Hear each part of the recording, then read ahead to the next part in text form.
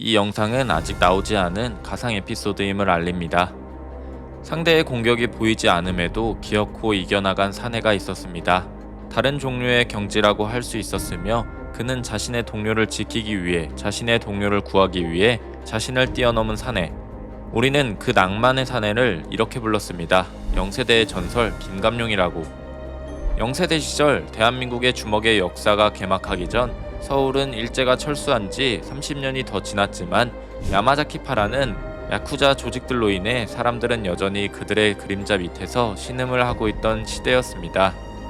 그 시대 속에서 강서의 거리엔 그들과 싸우고 있던 조직들이 있었으니 그들은 김감룡을 중심으로 지금의 서울을 야마자키파로부터 독립된 서울로 만들겠다는 의지 하나로 살아가는 인물들이었죠. 하지만 김감룡의 조직들이 거대한 적인 야마자키파를 상대하기엔 개인과 개인의 힘, 압도적인 병력의 차이로 인해 김감룡은 자신과 싸울 주먹패를 구성하기로 마음먹게 됩니다.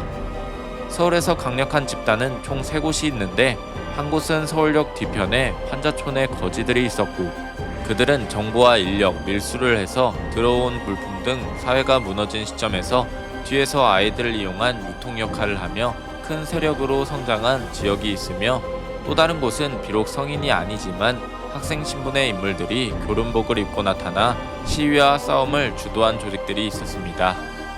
그곳에선 학도들의 우두머리라고 불리는 인물이 있었고 그는 야마자키파에게 굴복한 부패한 정부들과 현재 싸우며 학생 조직들을 이끌고 있죠.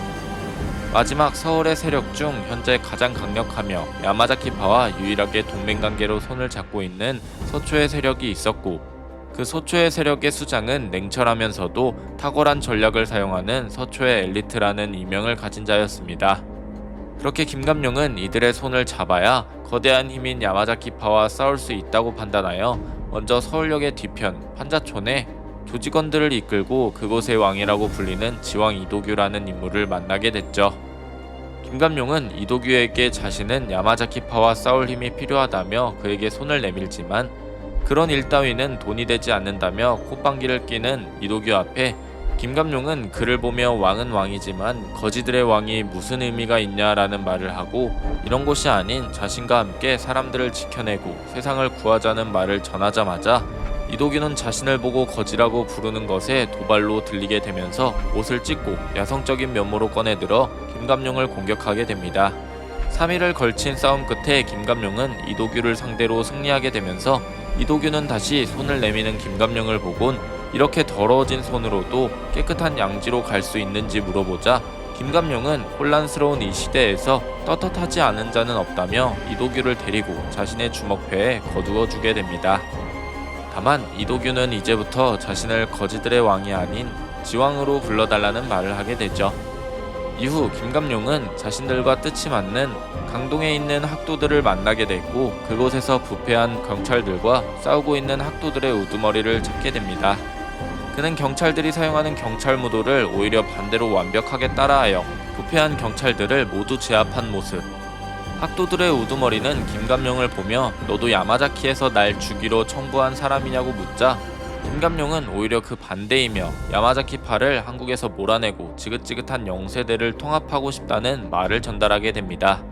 그 말을 들은 우두머리는 자신의 이름을 박진영이라고 말을 하곤 김감룡의 주먹패 패거리를 들어가게 되면서 그는 행동대장으로서 주먹패의 모든 동선들을 파악하고 있는 상황 속 마지막 남은 세력은 서초의 엘리트 세력이었으며 박진영을 항상 따라다녔던 김현우의 정보력에 의하면 야마자키파가 시민들로부터 뜯는 돈을 환수해 갈 때 이용한 세력이 바로 서초의 세력이었고 엘리트는 그런 야마자키파와 동맹을 한 상태이며 그 세력은 아예 피로 계약서를 쓸 만큼 자신들과 손을 잡긴 어려워 보인다라는 말을 하게 됩니다. 그럼에도 불구하고 김감룡은 이도규와 박진영, 건백호와 함께 그들을 찾아갔고 서초의 세력들은 며칠 사이 급작스럽게 성장한 김감룡 주먹패가 올 것을 미리 알고 함정을 준비해 놓으면서 전쟁이 시작되었죠. 대화로 먼저 시작하려던 김감룡은 상대의 공격이 시작되면서 압도적인 모습을 보여주지만 서초의 세력들은 단순 힘만 강한 것이 아닌 본 적도 없는 무술을 구사하거나 입으로 상대를 농락하는 등 생전 처음 보는 방식들로 주먹패들을 공격했으며 그들의 수장 엘리트는 김감룡을 상대로 눈에 보이지도 않을 정도의 스피드로 당황시켰으며 그 공격은 엄청난 스피드였음에도 불구하고 사각의 시선으로 타격하는 기술과 속도가 합쳐진 공격이었습니다. 그 공격에 김감룡은 속수무책으로 당하게 됐으며 엘리트의 공격을 파악하고 일단 서초의 세력에서 물러나게 되었죠.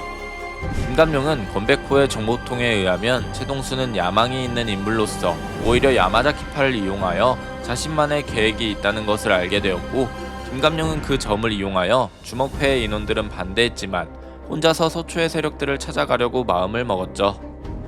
그 대담함에 놀란 엘리트는 마침내 죽을 각오로 찾아온 만큼 자신과 대화할 생각이라면 받아주겠다며 그들은 처음으로 말을 섞게 되는데, 김감룡은 야마자키파와 손을 잡고 있다는 사실을 알고 있다며 그들과 손을 잡은 이유는 너의 야망 때문이라면 틀렸다 라는 말을 하게 됩니다. 하지만 그 말에 엘리트는 자신의 약점부터 짚고 시작하는 거냐며 자신의 서초의 세력과 수많은 야마자키파를 보면서 이대로 가도 내 야망엔 아무런 문제가 되질 않는다 라는 말을 하게 됐죠.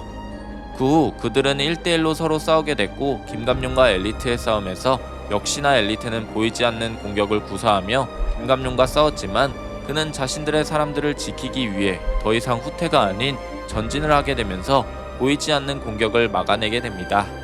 마침내 엘리트의 공격을 극복한 순간이 나오게 되면서 자신의 공격이 보였다는 것에 놀란 최동수는 그저 바라만 보고 있었으며, 이에 김감룡은 미안하지만 자신은 힘을 구걸하러 온 것이 아닌 서로 힘을 합쳐 나는 주먹패를 지키기 위해, 너는 뜻이 있는 야망을 이루기 위해 함께 야마자키파를 잡자는 말을 하게 되면서 김감룡은 손을 내밀게 됐죠. 솔직히 말하자면 자신은 머리가 나빠서 엘리트인 당신의 힘이 절실하기에 그러니 내 손을 잡아달라는 말로 싸움이 아닌 대화로 엘리트를 설득시키게 됩니다.